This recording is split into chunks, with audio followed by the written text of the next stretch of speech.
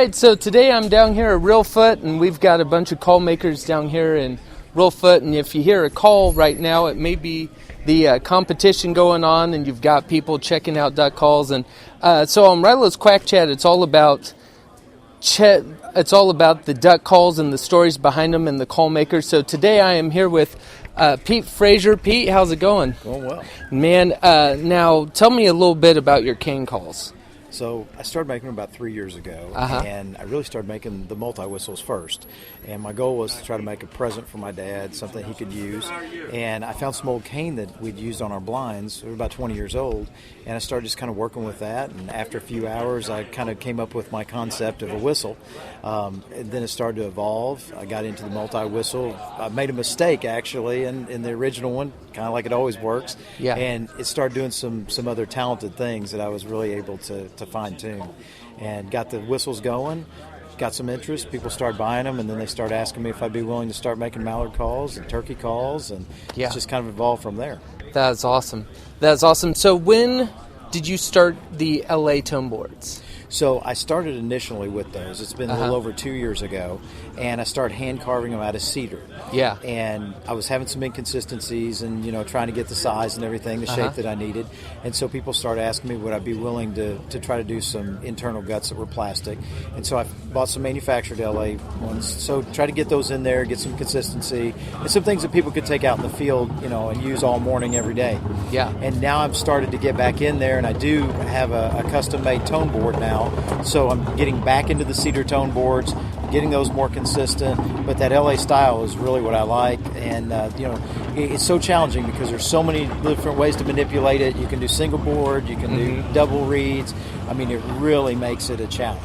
Yeah, and what I love, the good thing about making an LA call, we've got some duck calls over there, but what I love about the LA call is you get that tone board done, you get your barrel done, you get the bottom done, and if that tone board is just a little too thick, it's going to crack that bottom. Yes. And you have to start all over again. All over. Yep, and I can tell you, just within the last week, that exactly happened to me. So it gets frustrating, but it's humbling. Yeah, yeah. And I mean, when learning the LA, man, you gotta learn like where do you want your deck height. I mean, your deck height versus your slope plays into a lot of that. Yeah. So I mean, didn't you say you entered a duck call in the competition? I just entered one this year for the first time, just in the amateur. Yeah. Just kind of to get my name out there and kind of get started into it. That's awesome. I'm sure it's pretty rudimentary, but you got to start somewhere, and I just kind of want to get it in there. And from what I understand, they don't have a whole lot of entries with cane calls. Yeah. So it's something a little bit different. Yeah. So is this your second year to Reelfoot? This is my second year to set up. I've been coming here just as a person trying to buy things and shop and trade for about 25 years. Awesome. So what do you think about the experience down here? It's great. I mean, it's a fraternity of men and women that are extremely talented and skilled.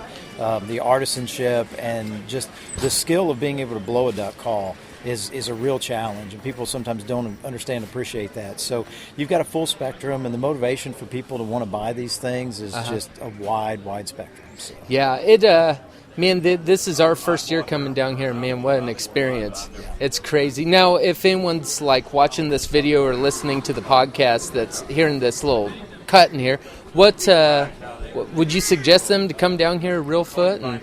Absolutely. Yeah, this is a great experience. You're seeing a variety of different types of calls made out of a lot of different products and a lot of different ranges, too, as far as the sound that you're getting out of them. And, you're getting historic vintage calls, and you're getting brand new from some of the newest call makers. So it's a great experience to be able to kind of dabble in everything. So nice. I would definitely welcome people down here. Nice. Now, if someone wants to buy one of your cane calls, how can they get a hold of you? Really, Facebook is about the easiest way to get a hold of me. It's Pete's Cane Calls, or they can do Pete Frazier. Okay. I've got both those set up on Facebook, and they can get a hold of me that way. I do have my phone number contact, so they can text me if they want to do that as well. Okay, cool. All right, well, Pete, thank you so much, man. Your calls are fantastic, and I don't know if it's true, but I heard LA has not been in the competition for a while, so I'm really excited to see how that does in there. Was it a single or double read? This was a double read. It was a double read? Double read, yeah. Wow, a lot of people don't enter doubles, so man, I'm excited. I want to see what happens. So, yeah. So if you get a chance, make sure to check out Pete Frazier's calls and get a hold of him and check out these cane calls. I'll be doing some footage of these calls here in a second.